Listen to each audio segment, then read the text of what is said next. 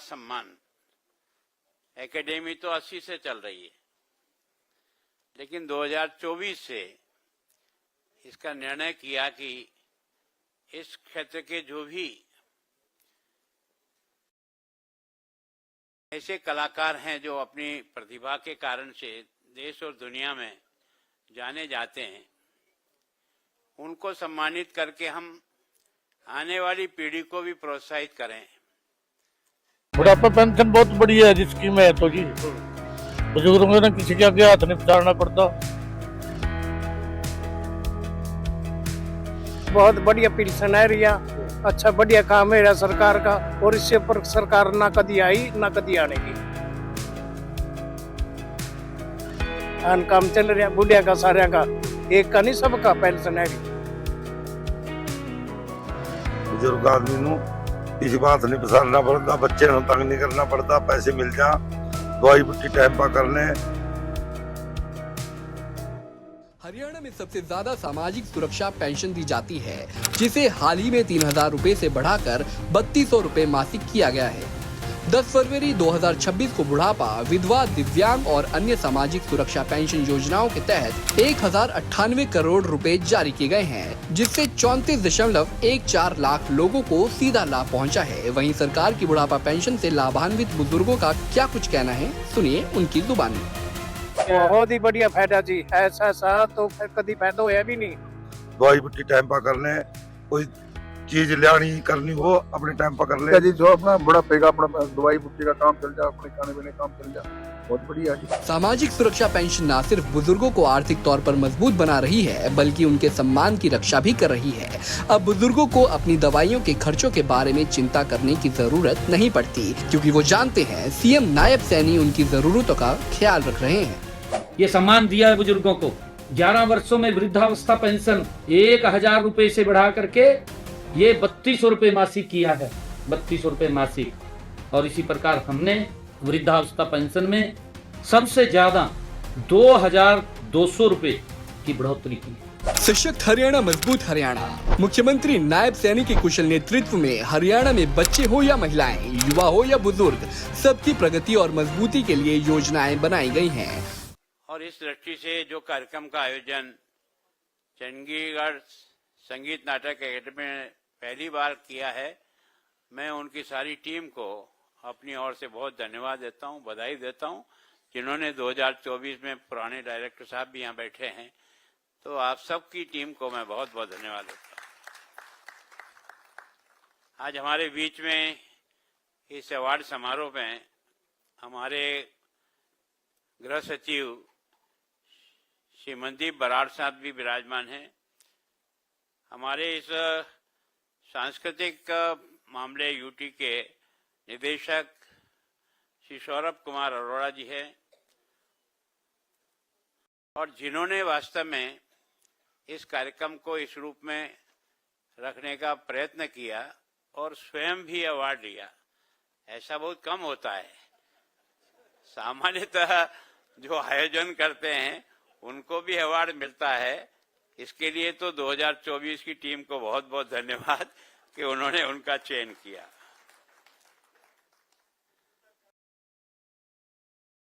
मेरी अर्धांगिनी श्री अनीता कटारिया जी, मैं सोचता हूं कि इस एकेडमी की स्थापना 1980 में की गई, और तब से लेकर के ये यात्रा जो 46 वर्ष की चली होगी, 45 वर्ष की, इसमें इस क्षेत्र के इस कला को, जिसमें संगीत भी है, नाटक भी है,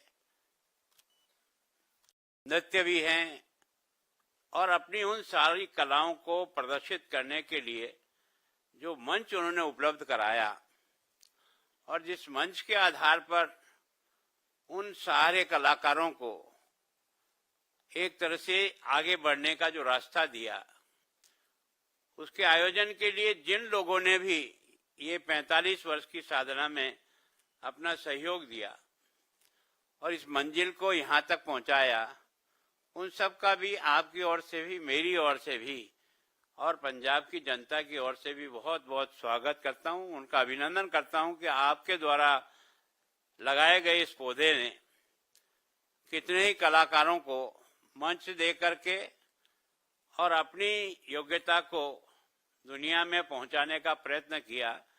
उन सब आयोजकों का, प्रयत्न करने वाले बंधुओं का मैं सबसे पहले धन्यवाद करता हूं।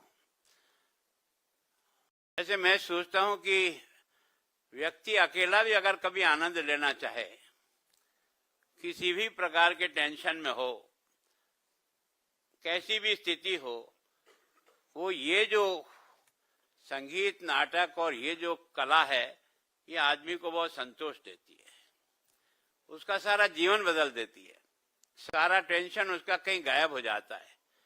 और भारत के अतीत से अगर वर्तमान को जोड़ना है तो उसका कोई सशक्त माध्यम है तो यही कला है। और भारत अब तक जिंदा है, उसका कारण यही है कि हमारे पुरखों ने जो हमको दिया उसको हमने नीचे से नीचे पहुंचाने का प्रयत्न किया, और उसके कारण से वो प्रारंभ की संस्कृति से लेकर वर्तमान के समय की स्थिति को देखते हुए दोनों को जोड़ने का प्रयत्न करके इस कला को नीचे तक पहुंचाने का जो प्रयत्न किया, उसके लिए सबका बहुत बहुत अभिनंदन। पहली बार मैं सोचता हूं कि 11 कलाकारों को जिन्होंने भी छांटने का प्रयत्न किया, उन सबका भी बहुत बहुत अभिवादन। कारण यह है कि सबसे कठिन काम कोई है तो ऐसे लोगों का चयन करना। उस चयन के लिए जिस प्रकार की भी अपनी तैयारी चाहिए, और मैं सोचता हूं ये अवार्ड कोई बहुत ज्यादा उनके लिए महत्वपूर्ण नहीं है, क्योंकि उन्होंने जिंदगी में कई अवार्ड लिए हैं, हमारे इस अवार्ड का नहीं है। लेकिन आपको अवार्ड देकर के हम नई आने वाली पीढ़ी को भी इस और आगे बढ़ाने के लिए एक प्रयत्न कर रहे हैं कि वो भी इसी प्रकार से तैयारी करते हुए आगे आए, ताकि वो एक तरह से चंडीगढ़ में तो सम्मान प्राप्त करे ही, लेकिन देश और दुनिया में भी पंजाब का और चंडीगढ़ का नाम स्वर्ण अक्षरों में लिखा जाए, इस प्रकार की तैयारी करे। तो वास्तव में यह जो मंच है, ये मंच उपस्थित करना और इस पर लाकर उससे कलाकार को अपने कला को दिखाने के लिए अवसर देना, ये बहुत ही महत्वपूर्ण है। मैं सोचता हूं कि जितने भी चंडीगढ़ की रचना की है उसका तो कमाल है ही है। अब तक शायद दुनिया में ऐसा शहर अभी तक कोई भी बना नहीं पाया। सारी दुनिया घूम के आ जाओ आप, लेकिन जिस प्रकार का रचना उन्होंने की, जिस प्रकार का इसका इंफ्रास्ट्रक्चर उन्होंने बनाया, एक तरह से मैं सोचता हूं कि वास्तव में उनकी इस वास्तुकला की उत्कृष्टता को बहुत सलाम करना पड़ेगा कि किस दिमाग से और किस योजना से इतने वर्षों पहले जो बनाया है, वो आज भी उसके बराबर का कोई दूसरा शहर बन नहीं पाया। तो उसके लिए, लेकिन शहर जो बनता है वो केवल ईंट, पत्थर और कंकर से नहीं बनता है। वो भवन तो बन जाता है, शरीर बन जाता है, लेकिन शरीर में अगर आत्मा का प्रवेश करना है तो बिना संगीत की सुर-लहरियों के बिना उसमें आत्मा प्रवेश कर नहीं सकती। अगर उसमें जान डालनी है तो यही जो सारी कला है, किसी ने कहा था कि आत्मा में संगीत की स्वर लहरियों, नृत्यकों के चरणों और रंगमंच के जीवंत अभिव्यक्तियों से बनती है।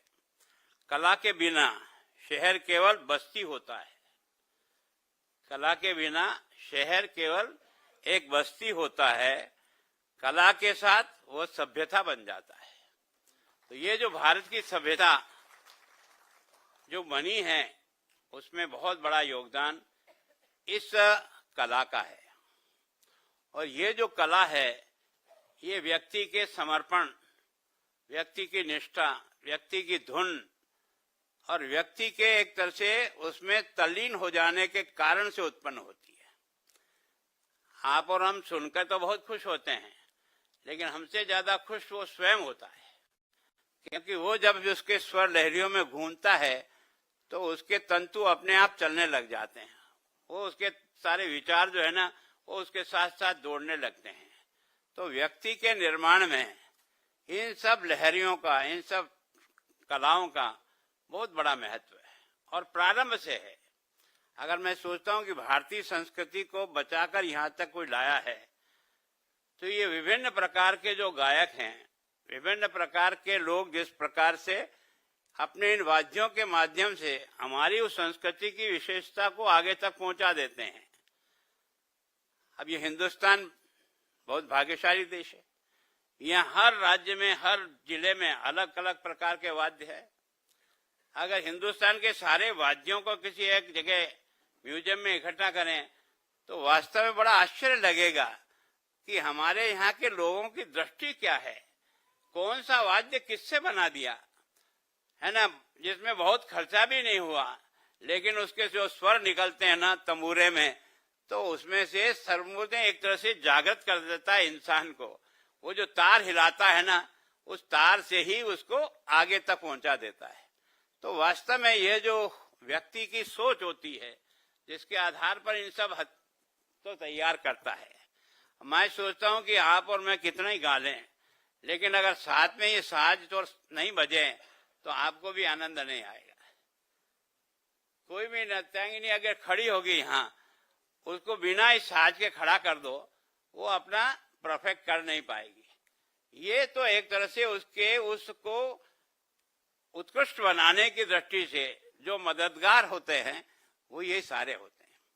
और ये जो संगीत बनाने वाला जो होता है वो भी कोई कलाकार होता है, जो अपने भावों को उसमें भरता है और वो उसको ताल देता है, उसकी रचना इस प्रकार से करता है कि वो व्यक्ति के मन के साथ जुड़ जाए, और मन के साथ तारतम्य होकर के जब कलाकार अपनी कला को प्रस्तुत करता है तब वो वास्तव में कला बनती है और उसी का सम्मान होता है। अब ये शास्त्रीय संगीत है, ये हर आदमी नहीं समझ सकता है, ये बहुत कठोर साधना है। सामान्य गा लेना एक अलग बात है, लेकिन शास्त्रीय संगीत को गाना और उसके हिसाब से अपने गले को तैयार करना ये सामान्य बात नहीं है, बहुत कठिन बात है, बहुत ही। इसी तरह से जो कथक नृत्य होता है, जो हमारे अतीत से जो हमको जोड़ा है, मैं सोचता हूं कि वो भी एक बहुत बड़ी साधना है। उस साधना के लिए जिस प्रकार से व्यक्ति अपने आप को उसमें डालता है और फिर उसके हिसाब से तैयार करता है, वो कथक उस समय से प्रारंभ हुआ, आज भी वैसा ही है, और जब तक धरती पर इंसान रहेगा कथक का वही सम्मान हमेशा बना रहेगा। अब मैं सोचता हूँ ये केसरिया बालम जो गाया गया, कब गाया गया, और वो केसरिया बालम आज भी है, यहाँ भी है, दुनिया के सब चौराहों पर है। जैसे ही पहले शब्द कोई बोलोगे सारी दुनिया बोलने लग जाती है कि इसके आगे के वाक्य क्या है। तो इस प्रकार से जिस कला को नीचे तक पहुंचाकर जो सम्मान और आत्मीयता पैदा करने का प्रयास होता है, वो वास्तव में कलाकार के समर्पण के आधार पे होता है, उसके प्रति निष्ठा के आधार पे होता है। तो मैं सोचता हूँ कि वास्तव में ये जो हमारी जो निर्देशक है, उन्होंने जिस प्रकार के तैयारी कराई है और तैयारी की है, मैं सोचता हूँ कि आपको बहुत बहुत बधाई और आपकी टीम को। और मेरे यहाँ राजभवन में तो बिना आपके सहयोग के कोई फाउंडेशन डे हो ही नहीं सकता। अगर अरुणाचल का फाउंडेशन है का डे तैयार करना है तो अरुणाचल का नृत्य तैयार करने के लिए आपकी एकेडमी के पास ही आना पड़ता है कि कुछ बच्चों को तैयार करके लाओ, ताकि पंजाब के लोगों को भी है ना अरुणाचल की क्या संगीत है, क्या उनका लय ताल है, उसको अगर दिखाना है। तो वास्तव में ये जो एकेडमी की रचना की है उसके पीछे एक भाव है, ऐसे ही केवल एकेडमी बनाने का नहीं है।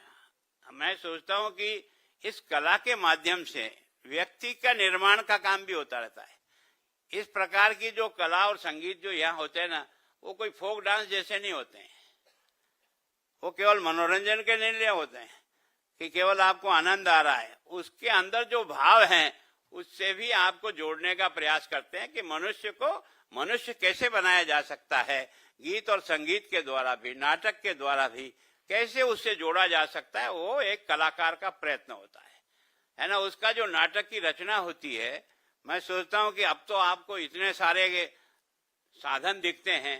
प्रारंभ में गांवों में क्या बनता था, या तो कथा करने वाला कोई कथाकार आता था, वो अपना हारमोनियम और तबले पर सही बात कह जाता था, या फिर रामलीलाएं चलती थी गाँव में, वो व्यवसाय भी होता था और हमारे अतीत को पूरा दिखाने का प्रयास किया। राजा हरिश्चंद्र था क्या, राजा हरिश्चंद्र ने किया क्या, उसके उस छोटे से नाटक से ये समझा जाता था कि एक राजा अपने सत्य के प्रति और अपने वचन के प्रति कितना कठोर जीवन जीता है।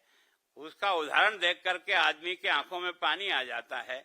ये भारत के अंदर ही हो सकता है, बाकी जगह नहीं हो सकता। एक राजा अपने स्वयं के बेटे से भी उसकी जिस जगह नौकरी थी उसकी पालना कर सकता है, कोई सोच भी नहीं सकता है।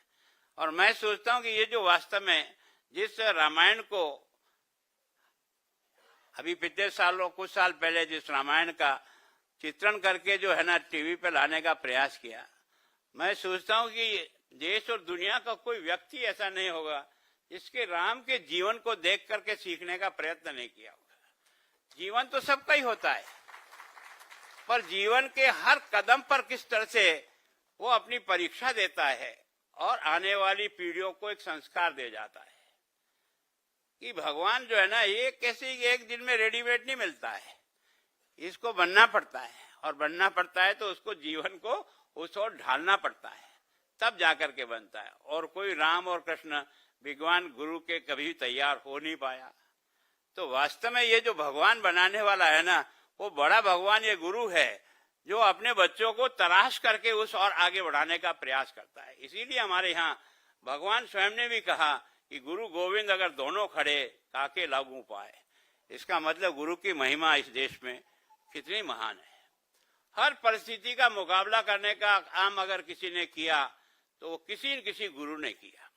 उसने अपने शिष्य में वो ताकत पैदा की जिसके कारण से उसने उन बुराइयों से लड़ता रहा, मरता रहा, लेकिन कभी हिम्मत नहीं हारी। ये गुरु का करिश्मा है। वैसे यहाँ कलाकार को तैयार करने में भी जो लोग गुरु की तरह से काम करके उनको इस और डालने का प्रयास करते हैं, उनको एक जीवन का परिवर्तन करने का प्रयास करते हैं। तो वास्तव में कला का और इन सब कार्यक्रमों का अपना अपना महत्व है। मैं चाहता हूं कि जैसे आपने आज कुछ लोगों को सम्मानित किया, आपने कह दिया, पर जो नए बच्चे तैयार हो रहे हैं उनके लिए भी विशेष प्रोत्साहन रखना चाहिए। यानी हम क्या राशि देते नहीं देते, मंच पर बुला करके एक सर्टिफिकेट देने से भी बालक का हौसला बढ़ता है और काम करने के जज्बात पैदा होते हैं और निरंतर आगे बढ़ता है।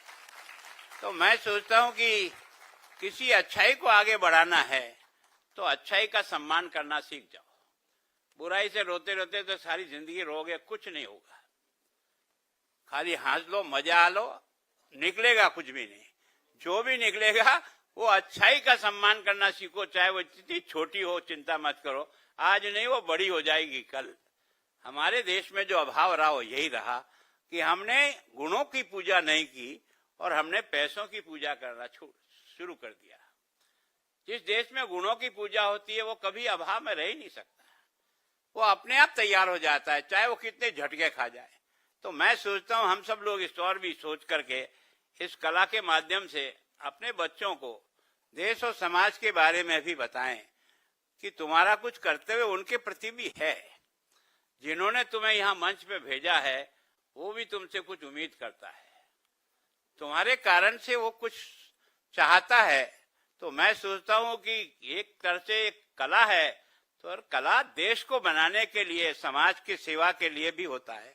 उसका ध्यान में रख करके अगर इसको अधिक और ताकतवर बनाएंगे तो निश्चित रूप से हम बहुत बड़ा काम देश निर्माण में कर पाएंगे। देश निर्माण के काम में कोई एक व्यक्ति नहीं होता है, सब मिलकर के अलग अलग रास्तों से अपना अपना काम करते आते हैं और जाकर के उससे सारा मिलकर के बन जाता है।